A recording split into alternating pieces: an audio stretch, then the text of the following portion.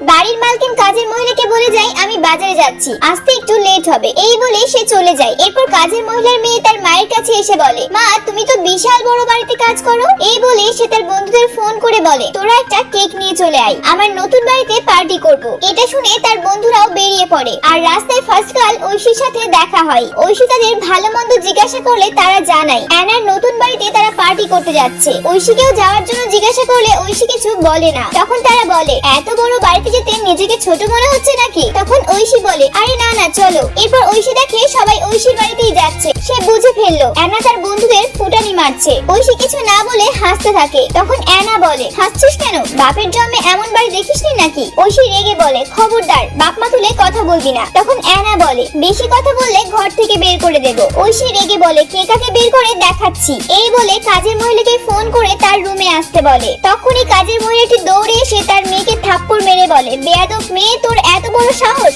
ম্যাডামের বাড়িতে দাঁড়িয়ে তুই তাকেই বেরিয়ে যেতে বলছিস? তখন মেয়েটি তার বন্ধুদের কাছে ছোট হয়ে যায়। সেই জন্যই যোগ্যতার থেকে বেশি ফুটানি দেখাতে নেই।